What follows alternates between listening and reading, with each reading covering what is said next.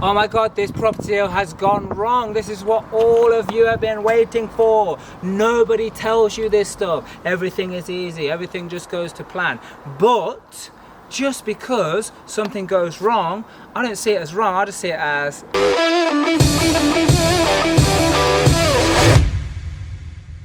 Hey, listen, we've got to change plan, right? Yes, we've got to find a solution. So that's exactly what we did. So, listen, this is an awesome project. This is a 5-bedroom new build that we are creating, which actually we're still toying with the idea of creating an 8-bedroom. Yeah, but cut a long story short. Long story short, was that we had a 7-month delay. So absolutely. So the loan that we had in place to fund this new build was what do you call it? Denied? Cancelled? It was a development finance. So then we had no money. And they came out to do the first drawdown and simply said no.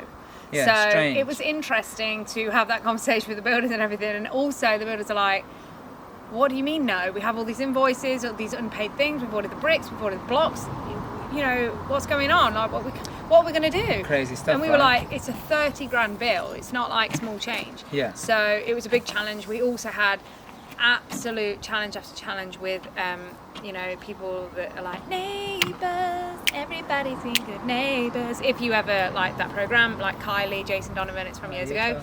Yeah, but it is. So anyway, what happened was party wall things. Yeah. So we had all these delays, and then so you could say, oh my goodness, no funding, delays. That's it, right? Deal's done. What do we do? But luckily, what we have right behind where you are looking from is another house that we are just renovating right now.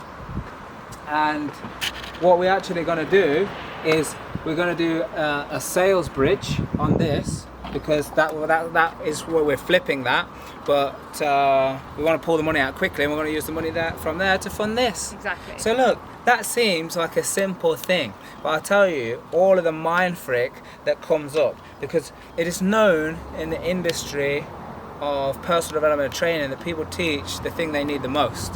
Yeah. And I don't mind admitting that's what I need the most, because a lot of mind frick comes up, so that's why I teach on how to deal with things when they go wrong, because that's what's important. Because when everything's going smooth, I think anybody could do it. I reckon our 9-year-old daughter could manage this project if everything was going well. Yeah, I reckon she'd be able to figure it out, because everyone would just, you know, plod along and get it sorted. But it's when things go wrong, even the builders don't even know what to do. They're just panicking because they think they're not going to get paid their money or whatever. And they're like, yeah, I'm going to go off site then, that's it. And it's like, well, hang on a minute. We need some more active viewing on site for the development finance company to be okay. But then we decided in the long run, it was going to be much easier and much more swift in the way that we handled our projects normally and how we paid the builders, because this was a first for them. They'd never been in an experience where we'd ever paid them late or anything like that. So they did get panicked. We got panicked a little bit, but we stayed calm in the scenario that we knew we'd find a solution. And then yes, because of our amazing power team and our broker, knowing that we had the flip that was almost coming to fruition, he said, why don't you just get a sales bridge on it? Then obviously, whilst that's getting put on the market and getting through its sale, you can use that money to get the builders in play. They can smash on with works. This has happened very quickly, just around about us. The sides of and everything are going up. In 2 weeks, we've got the floor levels coming. So it's absolutely rapid now with the bricklayers on site. Everything's going really well.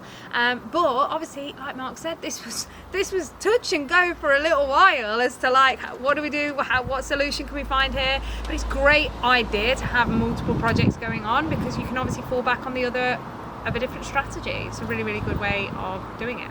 Absolutely. So subscribe to this channel if you want more tips, stories, things from experience, from work actually happening and projects actually happening right now to help you along your journey. And this is great, just to add this final little nugget in there, this project, even with the delays, is going to be over. So we got the land for 115,000. The actual renovation, the build of it is going to cost us 126,000. So all in, we're looking at, you know, say 250 on this project. It's actually going to sell for in excess of 495,000. So we have a really, really sizable profit. But that's if we sell it. Stay tuned. We may change our mind and make this into an 8-bedroom HMO. So who knows?